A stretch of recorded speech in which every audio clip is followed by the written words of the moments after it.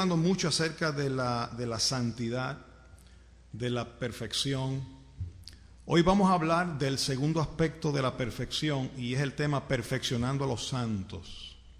Perfeccionando a los santos. Y vamos a comenzar con el Efesios capítulo 4 y el verso 11. ¿Lo tienen todos? Dice: y él mismo, hablando de Dios, constituyó a unos apóstoles, a otros profetas, a otros evangelistas, a otros pastores y maestros. Estos son dones y ministerios que Dios puso con este fin, verso 12, a fin de perfeccionar a ¿quiénes? Fíjate que los santos ya son santos. Los santos ya están perfectos. Tú no puedes ser santo sin ser perfecto. Debemos entender, y siempre hablamos de esta base. Usted y yo fuimos santificados en Cristo Jesús. ¿Cuántos entienden eso? O sea, no venimos a la iglesia a ser santos, ni ser perfectos en Cristo, porque ya lo somos. Hay congregaciones que no te dicen que tú eres perfecto. Te dicen, hermano, usted tiene que fajarse. Usted tiene que trabajar a ver si cuando Cristo venga, a ver si usted es perfecto. Aquí te decimos lo que la Biblia dice. En Hebreos 10:14 dice, con una sola ofrenda hizo perfecto, ¿para cuánto tiempo? Para siempre. ¿A quiénes? A los santificados. Quiere decir que los que somos santificados en Cristo Jesús ya estamos perfectos. Esa perfección no deja de ser, no está sujeta a que te portes bien o a que te portes mal, no está sujeta a tus obras, está sujeta a la muerte y resurrección de Jesucristo hace 2000 años en la cruz. Ahora, a esos que ya están perfectos, hay que perfeccionarlos. ¿Cómo le quedó el ojo? A esos que están perfectos en espíritu, hay que perfeccionarlos para la obra del ministerio. Hay una labor por la cual usted no viene aquí para ser salvo. Usted ya está salvo, pero hay que salvar a los creyentes. Porque la salvación tiene dos aspectos. La primera salvación, que no tuvo nada que ver con usted, la hizo Jesucristo con una sola ofrenda hace 2000 años. Y la otra salvación es una salvación diaria, que es un producto de la obra del Espíritu Santo en ti, a través de la palabra, la comunión con Él, el crecimiento que Dios da. Entonces, de esa perfección es la que queremos hablar en esta mañana. Verso 12. A fin de perfeccionar a los santos. La palabra perfeccionar, otra palabra para entender es madurar. A los que ya están santos hay que madurarlos. ¿Para la obra de qué? Para la obra del ministerio. Para la edificación del cuerpo de Cristo. Por eso nos nutrimos, por eso presentamos los estudios, por eso nos congregamos, para que lo que Dios te dio a ti, el don que ya, no yo, no el pastor Eladio, lo que Dios te dio a ti desde antes de nacer. Así como le dijo el profeta Jeremías, antes de que naciese, yo te di por profeta a las naciones. Ya tú vienes con un don. Ya tú vienes con un ministerio. Lo que pasa es que ese don y ese ministerio necesita desarrollarse en un lugar donde le expongan la palabra correctamente. Donde haya sana doctrina.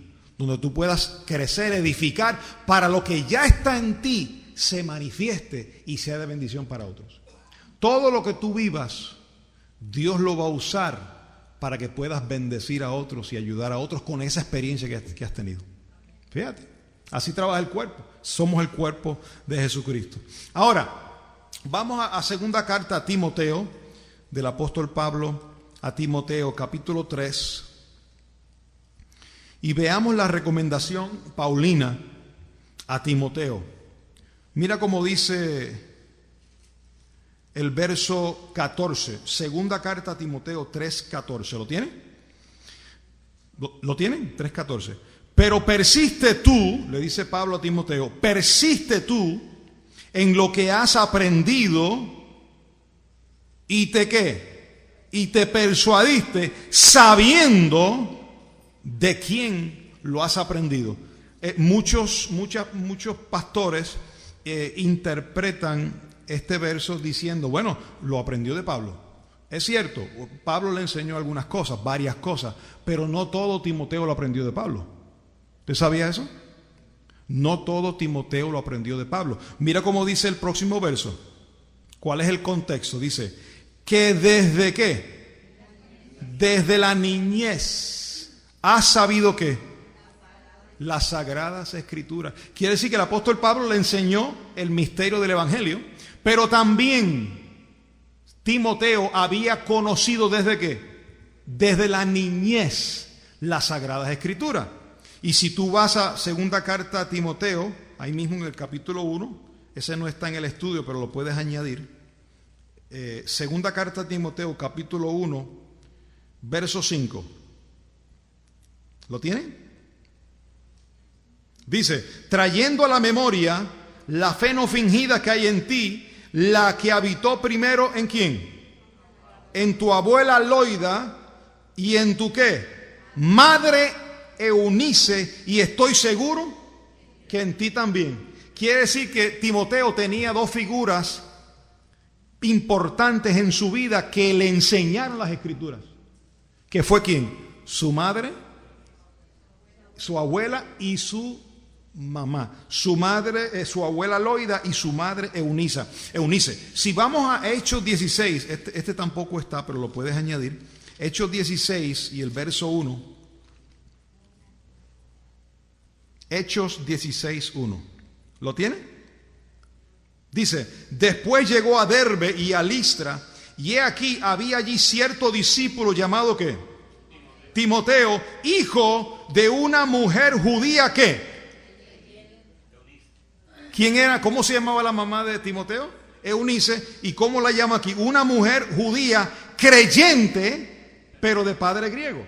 Quiere decir que aunque Timoteo tenía un padre griego, la mujer de él, la mamá era judía, pero era creyente. Quiere decir que era una judía que había creído en Jesucristo. Y entonces su abuela Loida también le había enseñado las Escrituras. Entonces Timoteo tenía un fundamento firme de la palabra. Entonces cuando Pablo viene a enseñarle lo que estaba ya en las Escrituras, a revelarlo, Timoteo entonces lo entendió porque ya tenía ese fundamento de la palabra. Yo no sé cómo hay personas que rechazan las Escrituras. Dicen, no, yo solo me quedo con el nuevo pacto, no quiero nada que saber de las Escrituras. Cuidado, porque mira cómo dice el verso 15. Vamos a volver a segunda carta a Timoteo 3:15. Y que desde la niñez has sabido ¿qué? ¿Quién escribe esta epístola? Pablo. Y Pablo nos dice, hermano, mira Timoteo, lo que tú aprendiste de las Escrituras, que tu abuela, bota todo eso, que eso no sirve. No, él le da importancia. Lo que pasa es que no nos justificamos por ese pacto, por las obras de ese pacto, nos justificamos en Cristo Jesús. Pero mira cómo dice, y que desde la niñez has sabido las Sagradas Escrituras, oiga, las cuales te pueden hacer ¿qué? Sabio para la salvación por la fe que es en Cristo Jesús. Quiere decir que las Escrituras, le dijo Pablo, te pueden hacer sabio. Cuando tú lees el Antiguo Testamento, si tú lo lees sin los anteojos de Jesucristo, ves muerte y ves destrucción. Pero si tú lo miras con los anteojos de la gracia, habiendo creído que Jesucristo es el Señor y que Él es el Mesías y que Él es el Rey de Reyes, cuando tú lees el Antiguo Pacto, tú encuentras consolación.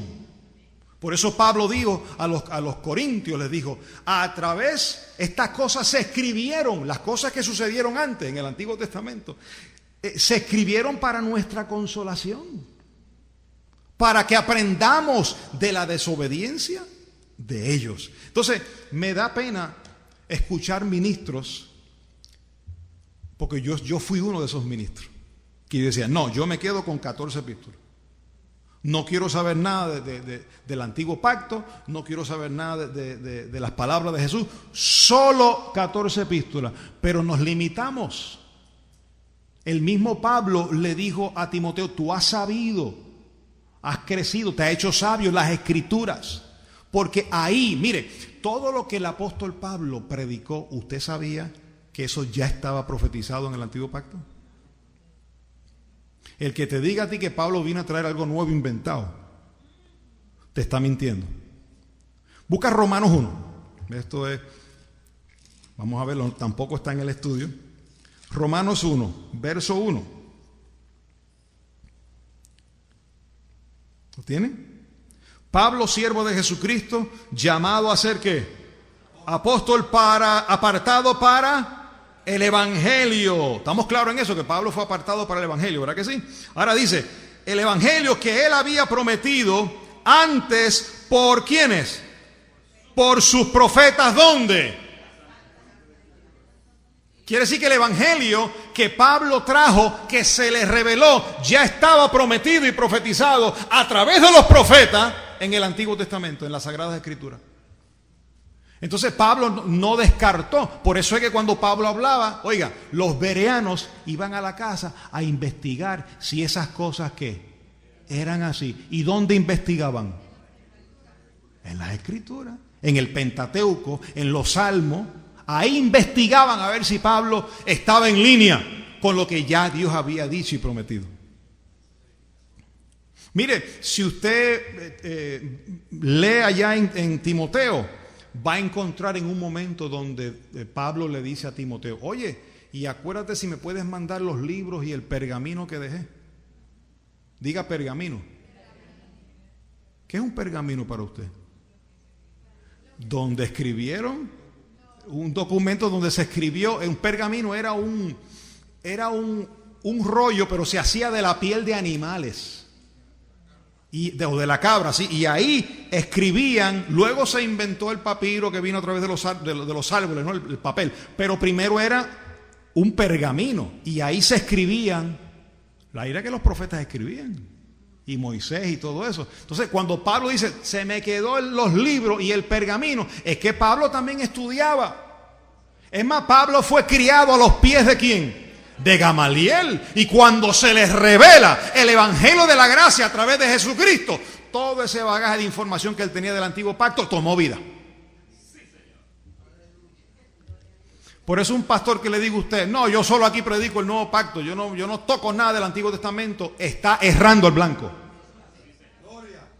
Es una iglesia coja. Es más, cuando usted escucha pastores que empiezan, no, este libro no va, aquel tampoco, no, eso no fue escrito para mí, no, entonces te dejan con una esquinita así. Como decimos en Puerto Rico, huya, escape, porque le están trayendo falsa doctrina. Mire, yo entiendo que el libro de Santiago no fue escrito para mí. ¿Qué dice la Biblia? A las 12 tribus de Israel, Eso no fue escrito para nosotros. ¿Eso fue escrito para quién? Para el pueblo de Israel. Pero aunque se escribió en ese tiempo para el pueblo de Israel, ¿me edifica a mí? Claro. Mire, yo no puedo leer la Biblia como un documento histórico solamente. Oh, eso fue en el año. Es bueno, yo debo entender en qué año se escribió, y hay que entender la hermenéutica, y hay que entender la cultura, a quién se le dijo. Todo eso hay que entenderlo para conocer los tiempos. Pero la palabra de Dios no es letra, es espíritu. Y cuando usted la lee, interpreta la parte histórica, pero luego viene la revelación del Espíritu y es aplicado a tu vida hoy. Y si la lees mañana, se te aplica mañana. Y si la lees pasado mañana, te da vida pasado mañana.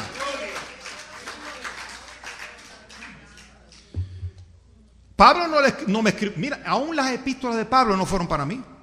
Una fue para los Efesios, yo no estaba allí. Otra fue para los Gálatas, yo no estaba allí. Otro fue para los romanos, yo no estaba allí. Eso no fue para nosotros, hermano, eso fue para ese tiempo. Pero cuánto nos gozamos, porque son cosas que ahí está el evangelio para nosotros los gentiles. ¿Cuántos, me hago entender, cuántos entienden es importante un ministro para perfeccionar a los santos?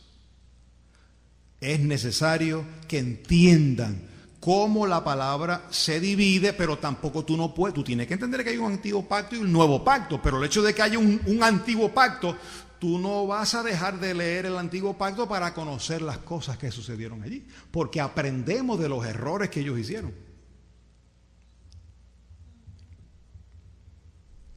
¿Estamos claros? Porque si no, hermano, entonces estamos trazando mal la palabra de Dios. Y ustedes recuerdan el estudio que hicimos aquí de Pablo y las Escrituras, ¿no? Solo en el libro de Romanos, ¿cuántas veces el apóstol Pablo hizo referencia al Antiguo Testamento? Solo en Romanos. Porque Pablo no podía traer nada nuevo. Es más, cuando Jesús vino, dijo, no vengo a hacer nada de lo que no estaba escrito. No vengo a cambiar nada, vengo a cumplir. Porque Jesús mismo tenía, eso es lo que le daba veracidad de que Él era verdadero. Perdone la redundancia. Eso eran las evidencias de que Jesucristo era el verdadero Dios, porque venía cumpliendo lo que los profetas dijeron. Cuando Jesús se encontró con los dos en el camino de Maús, ¿recuerdan los dos discípulos? A mí me hubiera gustado tener una camarita allí, a ver qué le dijo Jesús. Dice que les ardía el corazón. Y dice que comenzando desde Moisés, comenzando desde Moisés y por todos los profetas, diga todos los profetas, comenzó a decirle lo que de él decían los profetas. Y cuando les explicó lo que de él decían, así que uno tiene que leer los profetas, ver a Cristo en los profetas. Cuando tú lo lees así, te arde el corazón. Dice, les ardía el corazón a ellos. Pero cuando usted lo lee solamente, eso no fue para mí, eso fue para un pueblo desobediente, entonces te estás quedando muy corto de vista. No estás siendo sabio. Vamos entonces, ahí mismo terminamos de leer ese verso, segunda carta a Timoteo, capítulo 3, y el verso 16. Segunda Timoteo 3:16. ¿Lo tienen? Toda la escritura. Diga toda. O sea, cuando te dice toda la escritura es inspirada. Tú sabes que, atiende bien, te voy a explicar. ¿Estamos aquí? ¿El evangelio fue inspirado? El evangelio fue revelado, ¿no? Ahora, la escritura fue ¿qué? Inspirada. Cuando tú entiendes lo revelado y lees lo inspirado, encuentras edificación. Por eso es que no podemos rechazar las escrituras, porque fue el Espíritu Santo quien usó a esos hombres para escribir. Es más, cuando tú empiezas a descartar libros, el Espíritu Santo que está en ti, quien escribió ese libro, se contrista. Porque Él fue quien inspiró a esos hombres para escribirlo. Y si tú lo rechazas, se contrista el Espíritu dentro de ti. Dice el verso 16, toda la escritura, diga toda la escritura, es inspirada por Dios. Oye, y útil. Cuando Pablo dice la escritura, él no está hablando del libro a los Gálatas, el libro a los Efesios. Eso no estaba todavía en documento. No se había publicado eso todavía para que todos lo leyeran. Cuando él dice toda la escritura, está hablando de lo que ya se había escrito, el Pentateuco, los Salmos, los profetas. Eso es inspirado por Dios y útil para enseñar, para redarguir, para corregir y para instruir ¿en qué? En justicia. Ahora mira el verso 17. A fin de que el hombre de Dios sea ¿qué? Ahí está. Una pregunta. ¿El hombre de Dios ya es perfecto en espíritu? Sí, pero ¿de qué perfección está hablando aquí? De madurez. Para que el hombre de Dios tiene que entender que la escritura fue inspirada, que no la puede rechazar, es útil para corregir, para que el hombre de Dios sea maduro, enteramente preparado. ¿Para qué? Para toda buena obra. Si usted no conoce las escrituras, ¿cómo va a estar preparado?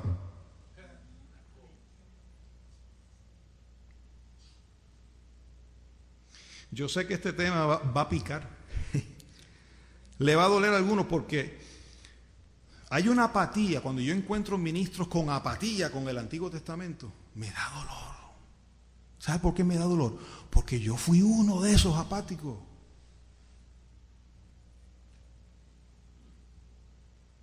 Y se contristó el Espíritu Santo dentro de mí. Y cuando Dios comenzó a restaurar mi vida, yo estaba explicándole a algunos hermanos que comenzó a restaurar mi vida de oración. Fue lo primero, que yo ya había dejado de orar. Y cuando comenzó el Espíritu Santo a trabajar conmigo en la oración, de momento se levantaba un poder dentro de mí y salía por mi boca versos de Santiago. Pero mi mente decía, no lo puedo decir porque es Santiago. Mira la lucha que yo tenía. El Espíritu me recordaba la palabra y yo la decía. Y después de decir, pero ¿qué yo ando diciendo si esto no es el nuevo pacto? Miren el trastorno que yo tenía en mi mente. Y Dios tuvo que moler y destruir esas fortalezas en mi mente. Y me sujetar a la palabra y entender que el Espíritu Santo estaba en los profetas. El apóstol Pedro dice, esa gracia destinada a vosotros. Y que el Espíritu de Cristo que estaba en los profetas, sabían que esa gracia no era para ellos, sino para nosotros.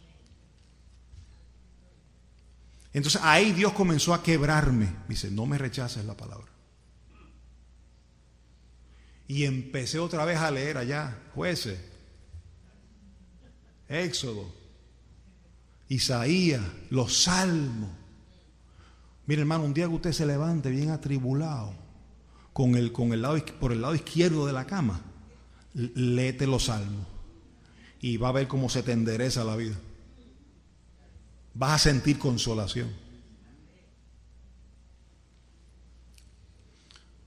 Yo entiendo que Dios está restaurando un pueblo que fue mal enseñado en la palabra de gracia.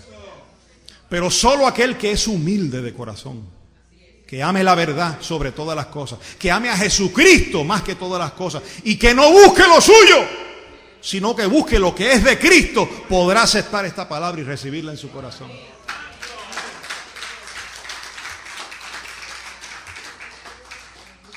Mira cómo dice el capítulo 2, segunda carta a Timoteo 2, ahí mismo, verso 15. Pablo le dice a Timoteo, procura con diligencia, Timoteo, presentarte a Dios como aprobado, como obrero que no tiene de qué avergonzarse, que usa bien ¿qué? Y pregunto yo, ¿cuál era la palabra de verdad en ese tiempo? La Escritura.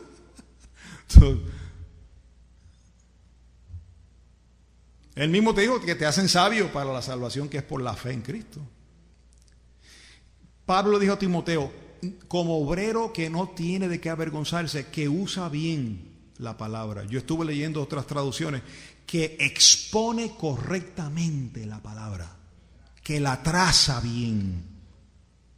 ¿Y cómo se traza una palabra? Yo no soy un arquitecto, pero hay un punto A y un punto B. Y entonces trazan una línea, ¿verdad?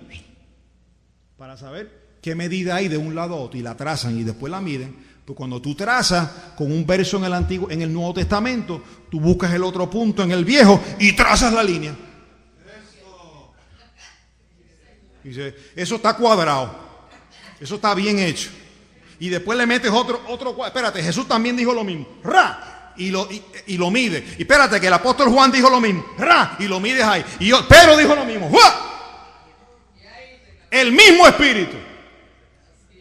Lo que pasa es que se escribieron para dos pueblos distintos. El apóstol Pablo fue escogido por Dios para los gentiles. Y el apóstol Pedro y los apóstoles para el pueblo judío. Pero es el mismo Señor que los escogió.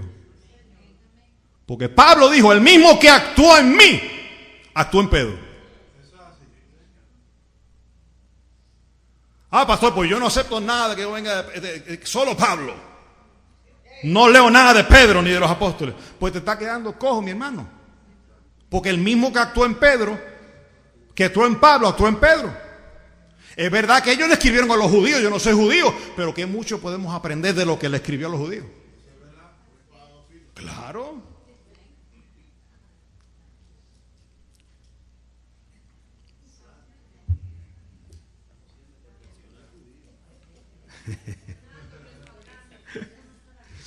Primera carta a Timoteo 4. Gloria a Dios. Verso 16. Primera carta a Timoteo 4, 16. Ten cuidado de ti mismo y de qué. Mira, hay dos cosas que hacen caer un ministro de Dios. Muchas cosas, pero se resumen en dos. En no cuidarse de la doctrina, que esa es la que venimos hablando ahora, de la palabra, cómo trazarla bien. Y número dos, que no se cuide de sí mismo. Porque en nosotros hay un viejo hombre que está viciado.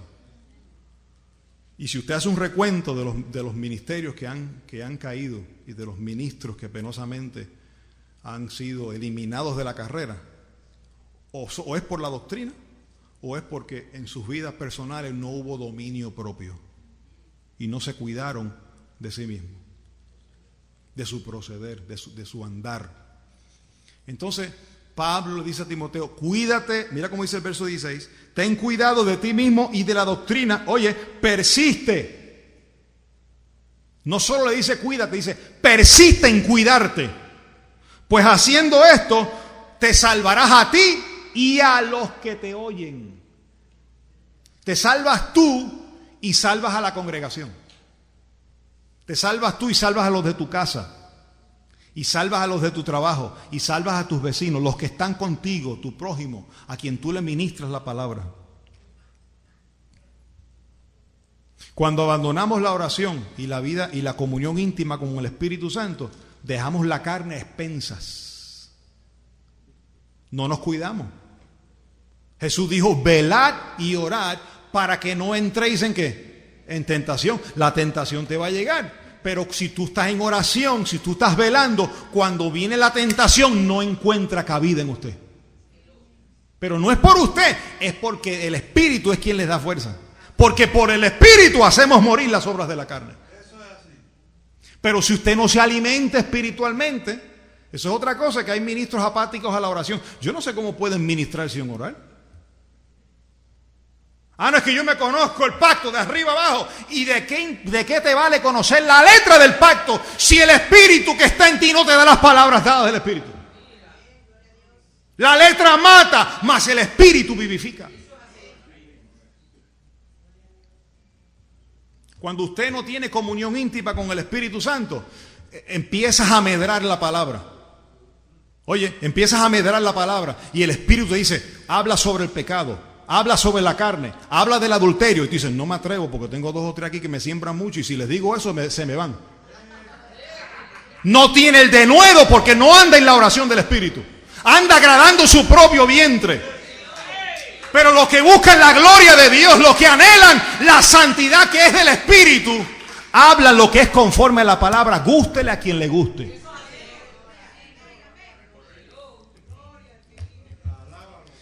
¡Wow! ¿Qué cosa?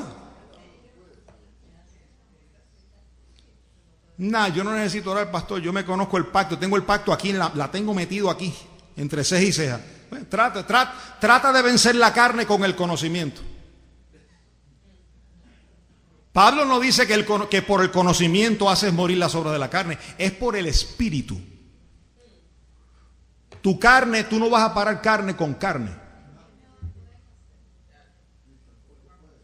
No puedes, no vas a poder.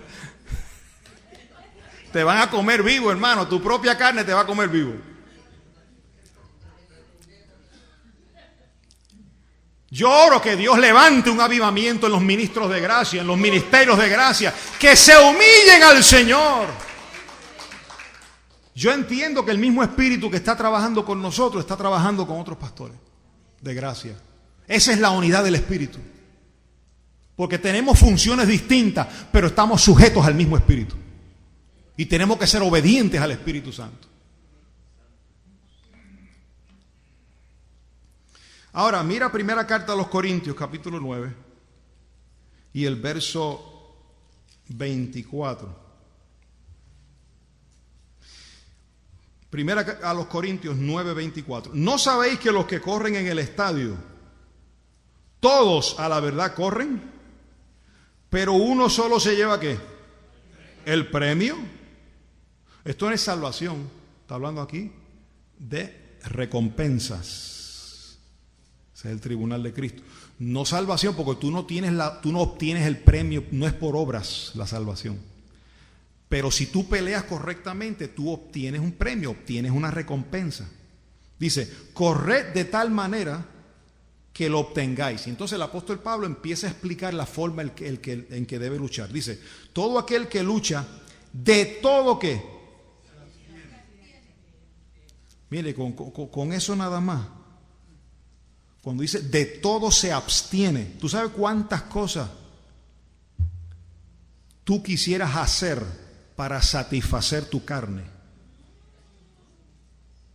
Y que tienes los medios para hacerlo, tienes el dinero para hacerlo, tienes la forma para hacerlo, pero el Espíritu te dice no, por causa del llamado que tienes.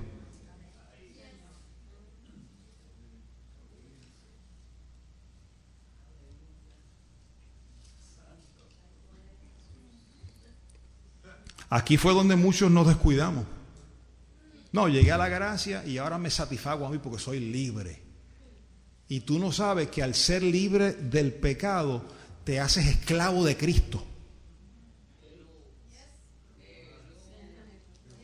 Te lo voy a llevar a la palabra para que... Pero eso viene ahorita. Verso 25. Todo aquel que lucha, de todo se abstiene. Ellos a la verdad para recibir una corona corruptible, pero nosotros una incorruptible. Ahora Pablo empieza a explicar cómo es que él lucha. Así que yo de esta manera corro. Mira cómo él corre. No como quien corre a la aventura. De esta manera que peleo. No como quien golpea el aire.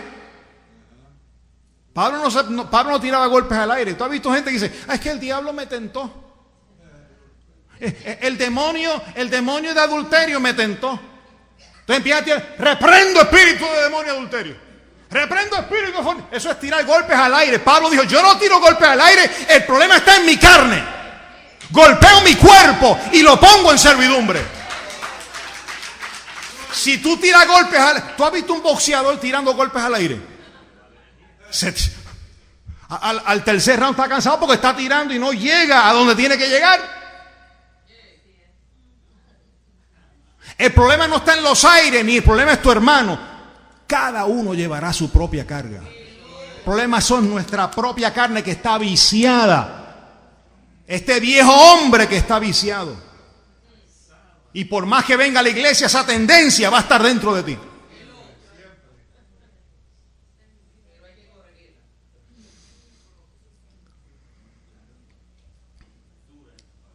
Verso 27, golpeo mi cuerpo. Oye, mira, esto, Pablo es claro. Golpeo mi cuerpo y lo pongo ¿qué?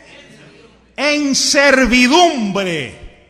No solo lo golpeo, lo amarro y lo sujeto a servidumbre. Tú has visto con un perro hay que ponerle un collar. Mira, no sea que habiendo sido heraldo para otro, yo mismo venga a ser ¿qué? No de salvación, porque nadie es eliminado de la salvación.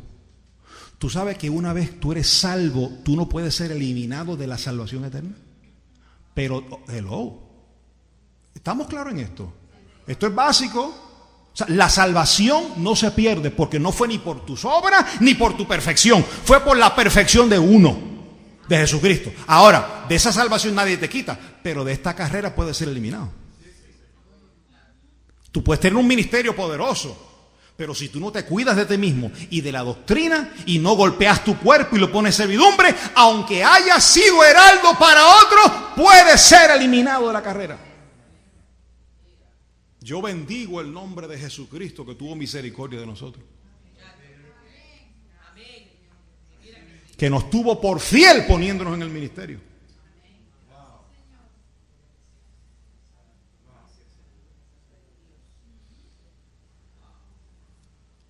A veces yo digo, Señor, ¿por qué tú permitiste que yo pasara por todo eso? ¿Por qué no me evitaste todo eso? No, porque yo quería que tú aprendieras. Porque hay que aprender lo bueno y lo malo. Pero ahora, cuando viene lo malo de lejos, porque ya lo distingo de lejos. Es más, yo te aventajé en mis tiempos. Yo sé lo que es eso, no me engañes con eso. Lo pongo en servidumbre. ¿Tú sabes que tú eres un esclavo de Cristo? No, pastor, yo soy libre en Cristo. Vamos a Romanos 1. Romanos 1:1.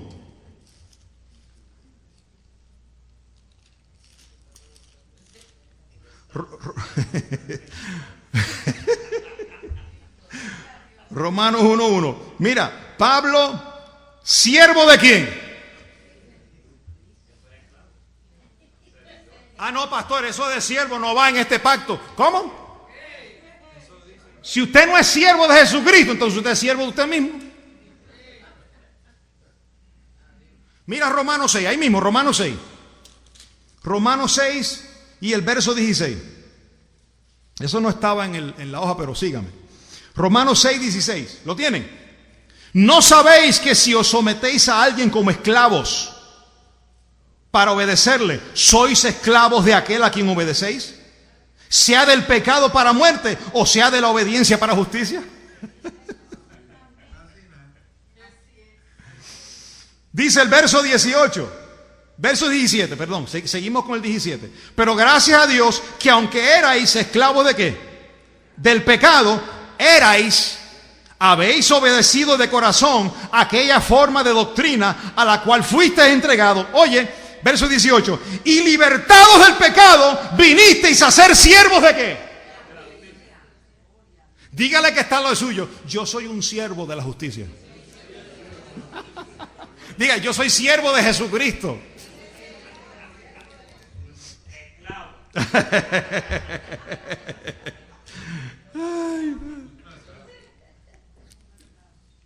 Mire, al que no le gusta esto es porque hay todavía soberbia, hay altivez, se gloría en su conocimiento. Entonces a ese Dios tiene que dejarlo que le crezcan las uñas, como le creció a Nabucodonosor, y que se arrastre como una bestia por el campo, hasta que torne en sí, vuelve en sí, levante sus ojos. Dios a veces tiene que permitir cosas en la vida de un ministro. Yo pasé por eso, hermano, y yo bendigo el nombre del Señor que tuvo misericordia de mí. Entonces ahora Dios nos ha levantado, nos ha consolado para ahora poder consolar a otros con la misma consolación con que hemos sido consolados. Diga, yo soy esclavo de Jesucristo. ¿No te molesta eso, verdad? Prisionero de Jesucristo. Él es mi amo. Yo hago lo que Él diga. Él me compró con precio de sangre.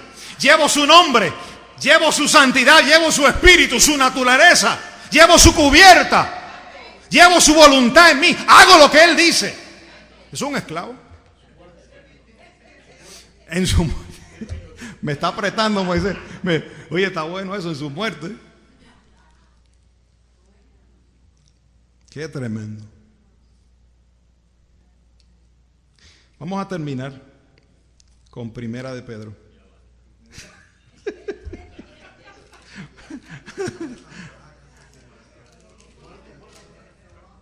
Vamos a consolar ahora antes de terminar. Primera de Pedro 5, 10. ¿Lo tienen? Mas el Dios de toda gracia, que nos llamó a su gloria eterna en Jesucristo, después que hayáis padecido. ¿Cuántos han padecido, hermano? Wow, yo a veces decía, Señor, ¿cuándo va a parar este padecimiento? Y decía, Señor, no aguanto más. No puedo más. Porque es que cuando un hombre se olvida de su Señor y es esclavo de sus deleites y de su concupiscencia y ama las cosas de este mundo más que al Señor y es esclavo del hombre y no del Señor, entonces Dios tiene que permitir ciertas experiencias en la vida de la persona para que la persona se decepcione, se hastíe de ella misma o de él mismo. Y eso lo permite Dios. Después que hayáis padecido un poco, mira, puede ser 20 años, 10 años, 1 año, 15, pero Él le llama un poco de tiempo. ¿Sabes por qué es poco? Porque Él no te abandona. Yo recuerdo un día en mi casa, en el proceso de sanidad del Señor conmigo. Yo me estaba cambiando de ropa y lo menos que yo me imaginaba era que Dios me iba a hablar en esa tarde. Y el Espíritu Santo, como yo era sellado con el Espíritu Santo hasta el día de la redención. Aunque estaba contristado el Espíritu en mí, pero yo estaba sellado, porque el sello no se va. Oí una voz dentro de mí que me dijo: aunque me fuiste infiel con otro marido, yo siempre te fui fiel. Me desplomé en el piso en ese día. Y ahí le pedí perdón al Señor por serle infiel con otro marido. Comprendí que estaba en adulterio espiritual. Y así como un hombre genuinamente se arrepiente de su acto de adulterio, le pedí perdón al Señor. Su amor me compungió. Era tan fuerte el amor de Dios que le dije: Señor, dame otra oportunidad para servirte.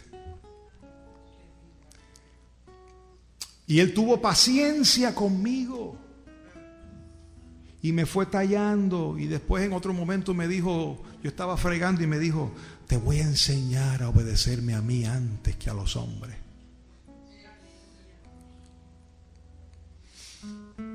Ya yo no le buscaba porque yo tenía al hombre ahí. ¿Para qué buscarlo si tengo al Espíritu Santo encarnado aquí? Pero me comenzó a enseñar cómo buscarle.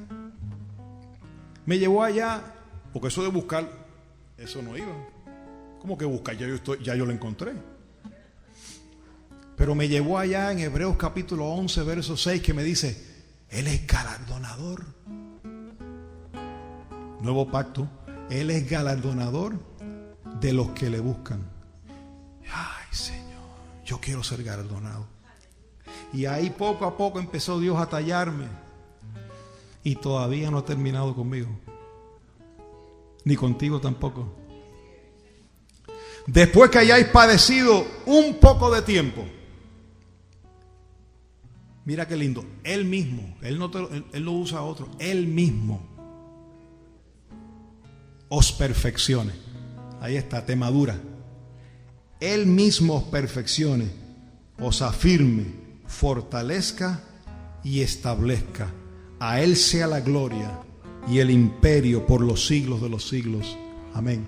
Yo no sé cuál es la situación en que te encuentras, pero si has padecido por errores del pasado, o por malas interpretaciones, o por trazar mal la palabra, o por no cuidarte de ti mismo, hay esperanza. Porque el Señor no te ha abandonado. El Señor está contigo y te guarda. Y Él es fiel a ti, no te deja desamparado. Él es tu marido, Él es tu padre, el padre de tu espíritu. Pastor, pero los errores que yo cometí los están pagando mis hijos hoy. Porque penosamente los errores de los padres a veces lo pagan los hijos. Pero ¿sabes algo? Dios los guarda a ellos también. Y si Dios permite que sufran, que padezcan, es porque Dios sabe que tienen madera para aguantarlo. Y Dios no los va a abandonar. Porque así como te guardó a ti, los guarda a ellos. Son sus hijos, son como la niña de sus ojos. ¿Cuántos confían en el Señor? Vamos a estar en pie.